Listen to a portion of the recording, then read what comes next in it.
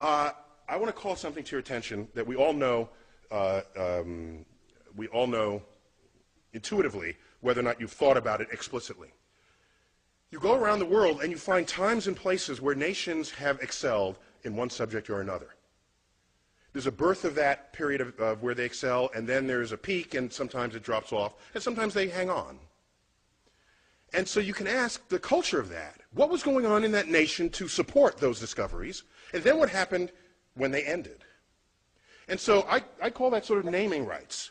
If you were there first and you did it best, you name things.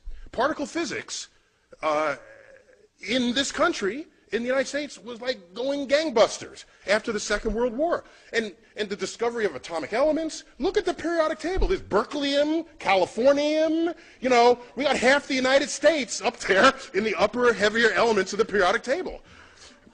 Am I right there, Sir Weinberg? Okay, I don't wanna That's not because the world liked California or Berkeley. It's because the work was done here. It's because there was an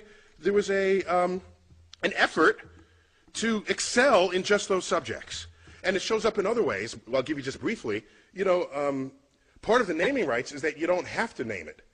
So, for example, while we didn't invent the internet, we certainly exploited it here in America. We did that sort of first and best. And so your email address does not end in .us. Everybody else is in the world, they got to say what country they came from. We don't. Okay? It's simple, but it's the consequence of being there first and doing it better than anyone had done it before. Do you know that the British postage stamp is the only postage stamp in the world that does not identify the country of origin? Because they invented postage stamps. So why should they have to say what country it is? It's their invention. Okay? Check them out. It's just the facts of this. The constellations of the night sky, it's the Greek and Roman, and it's lasted to this time because they did a really good job thinking that stuff up. All the mythologies of the heavens, that really stuck with us. All right, so I'm going to make a larger point, not to get gratuitous on you here, but September 11th, 2001, as we all know, this was going on in New York City. This is the view outside of my window. I live 4 blocks from ground zero. Excuse me, this is the corner of the building in which I live. I went outside to get this view. I was at the time judging whether I should go collect my daughter, who was in an elementary school 2 blocks north of the North Tower. North is to the right in this picture. So I want to get a closer view with a highly magnified zoom lens to see what, while that was happening, the plane flew into the South Tower. And so no one was thinking terrorism until the second one was hit. The first one was just sort of a bad tragedy. And so these are just 3 frames from my camcorder. This is at t equals 0. This is 1 second, well, like actually a fraction of a second. The plane was moving probably 500 miles an hour. And just to understand, the black building, that black sort of monolithic building, that is 50 stories tall. This is New York City, people. So tall buildings are kind of, they're just all over the place. And that's just a hotel, a 50-story hotel. And it's the towers are foreshortened because they're the angle at which this is shown. I put these up because a few days after this, President Bush, I don't remember where he said this, on the steps of the White House, in the Rose Garden or at the Capitol, in an attempt to distinguish we from they, the terrorists who flew these planes into the buildings and into the, that went down in Pennsylvania and in Washington, to distinguish we from they, he loosely quotes a phrase out of the Bible by saying, our God is the God who named the stars. Now, this is before I was on his Rolodex, okay?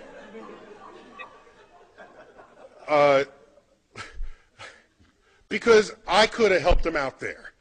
The fact is, of all the stars that have names, 2/3 of them have Arabic names. So this was not, I don't think, his intent with that message. Okay? While the constellations are Greek and Roman, the names are Arabic, all right? And the list just goes on and on and on and on. And so where does this come from? How does this happen? How do you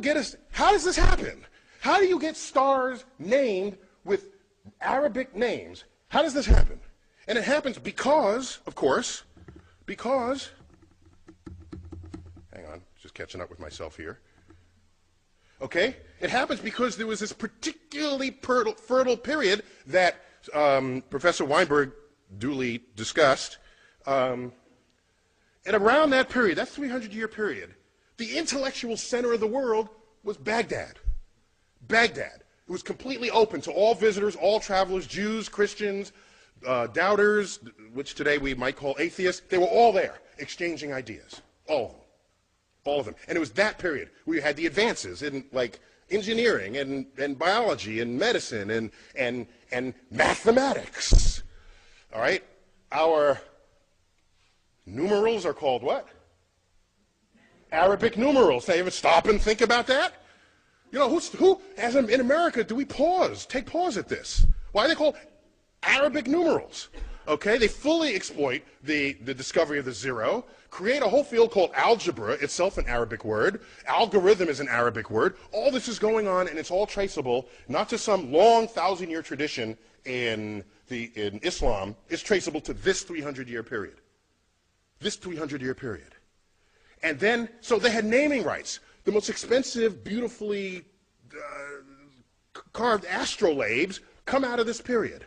There's a great collection of these at the Adler Planetarium in Chicago, if you ever want to check them out. So navigation, celestial navigation, all of this is traceable to this period. And so something happened. And what happened, as was previously described, I was told, and forgive me for repeating from what you might have heard, 12th century kicks in, and then you get the influence of this scholar, Al-Ghazali. All right? And so out of his work, you get the philosophy that mathematics is the work of the devil. And nothing good can come of that philosophy.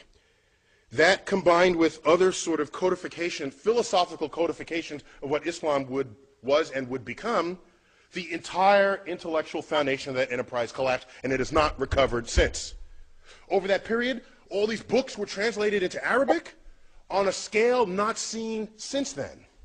And so why am I even going here? Because I'm trying to explain to you that you fast forward, the dangers here is that you fast forward to 21st century America and ask, what influences are we feeling now?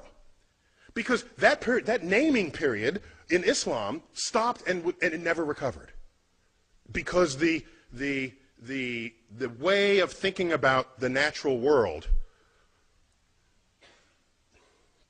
revelation replaced investigation. Okay? So I fast forward to 21st century, and what do you find? You get things like this. Okay? This is in America. All right? So now, what I find interesting is the level of passion that it requires to actually do it. You got to, like, pay for this. Because of okay? A sensitivity to the money aspect of it. But we all know tomorrow's economies will be founded on innovations in science and technology, and of course that gets cut short if we lose our civilization, as what happened in Islam in 1100. And the last thought I'll leave you with, which concerns me greatly, if you do the math, okay? You know, you look at all the Nobel Prize winners there ever were, some even in this room, and ask how many were Muslim. And it's like one, maybe two. Okay, I think a second one was in economics. And the one we referred to was described earlier, the co-winner of the Nobel Prize with Professor Weinberg, Abdul Salam. And he's not Middle Eastern Muslim, he's Pakistani Muslim. Okay? Now, how many Nobel Prizes are won by Jews?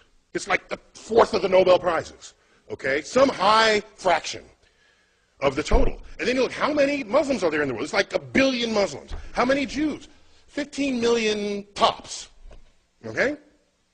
So you could ratio these numbers. Had Islam not collapsed in its intellectual standing in the year 1100, and you just do the ratios, they would have every single Nobel Prize today. So the fact that it's not only just a few, it's near zero, is deeply worrying. I'm concerned about what lost, what brilliance may have expressed itself and did not in that community over the past 1,000 years. And so what I want to put on the table is why, so that's the end of my talk, but I want to put on the table not why 85% of the National Academy rejects God. I want to know why 15% don't. And that's really what we got to address here. Otherwise, the public is secondary to this. Thank you for your attention here.